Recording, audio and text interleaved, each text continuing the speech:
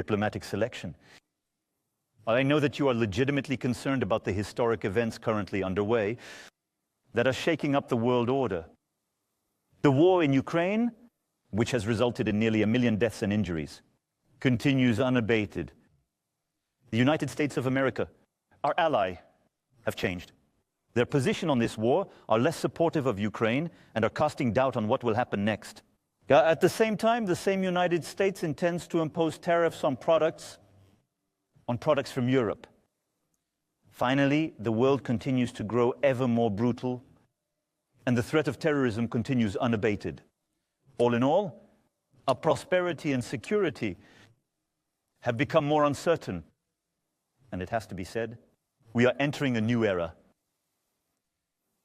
The war in Ukraine has now been going on for over 3 years. From day one, we decided to support Ukraine and to sanction Russia. And we were right to do so, for it is not only the Ukrainian people who are courageously fighting for their freedom, but it's also our security threatened. Indeed, if one country can invade its neighbor in Europe with impunity, then no one can be sure of anything. And peace can no longer be guaranteed on our own continent. History has taught us this. Beyond Ukraine, the Russian threat is here, affecting the countries of Europe. It affects us. Russia has already turned the Ukrainian conflict into a global one. It has mobilized North Korean soldiers and Iranian equipment on our continent, while helping these countries to further arm themselves. President Putin's Russia violates our borders to assassinate opponents, manipulates elections in Romania and Moldavia, and organizes digital attacks against our hospitals to block their operation. Russia tries to manipulate our opinions with lies spread on social networks and basically tests our limits, doing so in the air, at sea, in space, and behind our screens. This aggression seems to know no borders, while Russia continues to rearm, spending more than 40% of its budget to this end.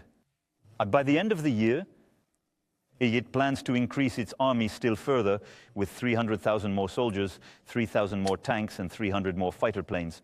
Who can believe it? In this context, that today's Russia will stop at Ukraine? Russia has become, as I speak and for years to come, a threat to France and Europe.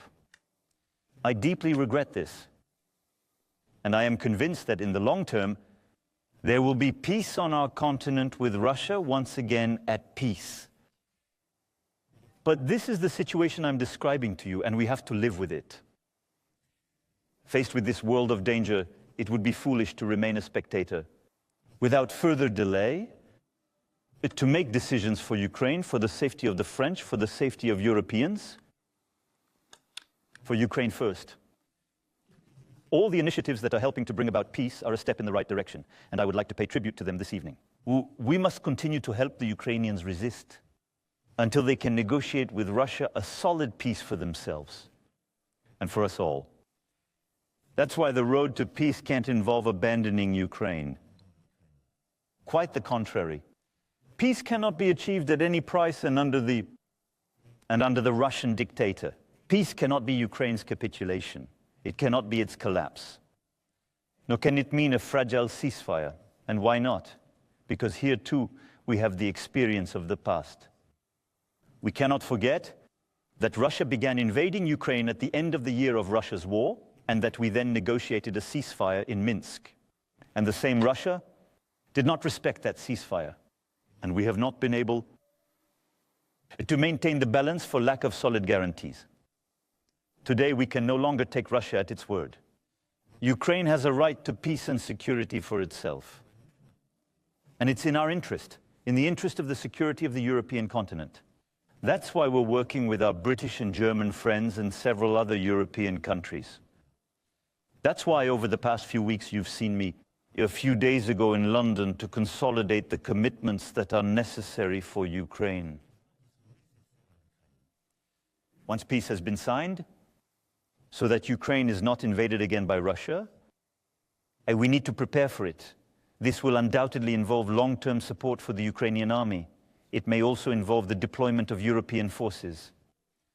They wouldn't go and fight today.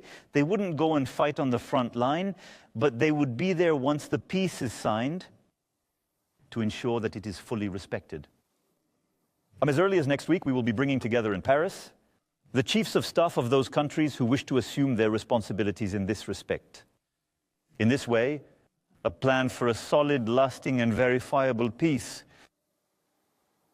that we have prepared with the Ukrainians and several other European partners, which I defended in the United States a fortnight ago and across Europe.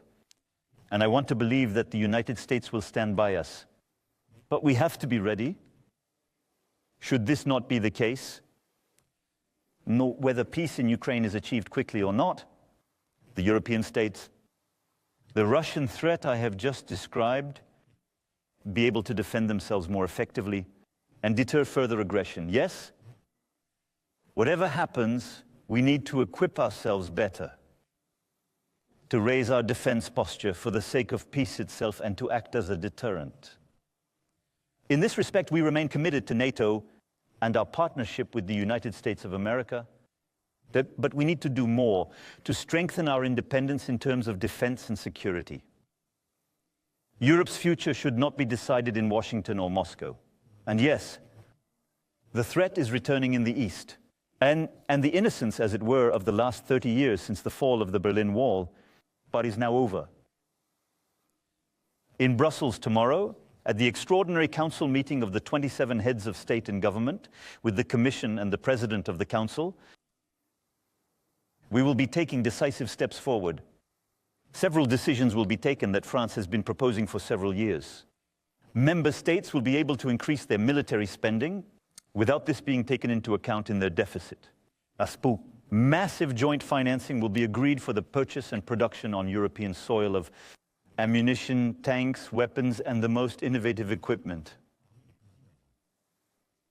I have asked the government to mobilize all its resources to strengthen our armed forces as quickly as possible and to speed up the reindustrialization of all our regions.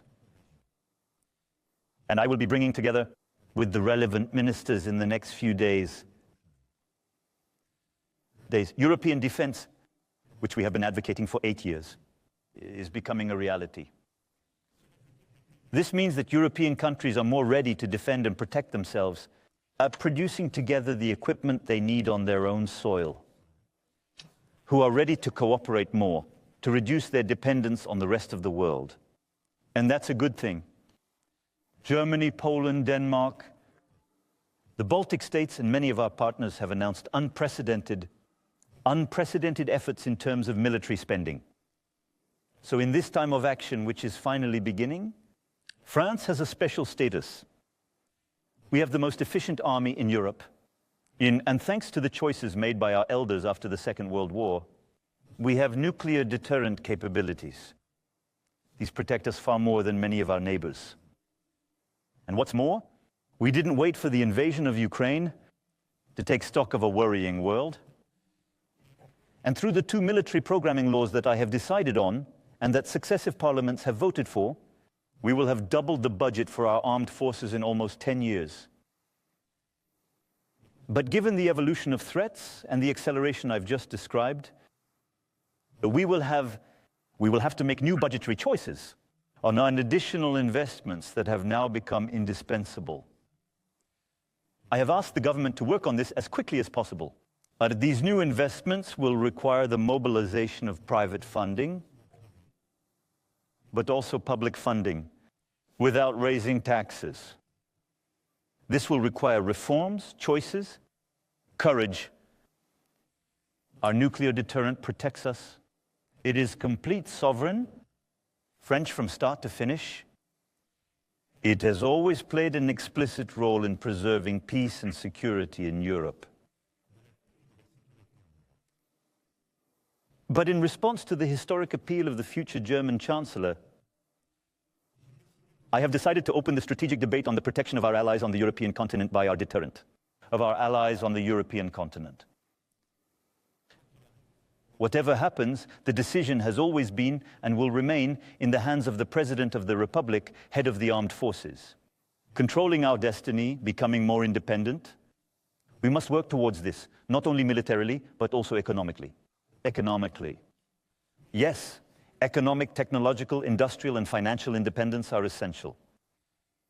We also need to be prepared for the United States and to impose tariffs on European goods, as they have just confirmed against Canada and Mexico. This decision is incomprehensible, both for the American economy and for ours. Will have consequences for some of our industries. It adds to the difficulty of the moment, but it will not go unanswered. So while we prepare to fight back with our European colleagues, we will continue, as I did a fortnight ago, to make every effort to convince that this decision would hurt us all. And I hope we will. Yes, to convince and dissuade the President of the United States of America. All in all, these are times that call for decisions unprecedented in decades. On our agriculture, our research, our industry, on all our public policies, we can't have the same debates as in the past. This is why I have asked the Prime Minister and his government, and I invite all the country's political, economic, and trade union forces on their side to make proposals in light of this new context. Tomorrow's solutions, it cannot be yesterday's habits. My dear compatriots, in the face of these challenges and irreversible changes, we must not give in to any excess, neither the excesses of the warmongers nor the excesses of the defeatists. France will follow only one course, that of the will for peace and freedom, true to its history and its principles. Yes, that's what we believe in for our security, but it's also what we believe in to defend democracy, a certain idea of truth, a certain idea of free inquiry, the respect in our societies, a certain idea of freedom of expression, a certain idea of freedom of expression that does not mean the return of hate speech, a certain idea of humanism. This is what we stand for and what is at stake. Our Europe has the economic strength, the power, and the talent to rise to the occasion. And we have the means to compete with the United States of America, let alone Russia. So we must act united as Europeans and determined to protect ourselves.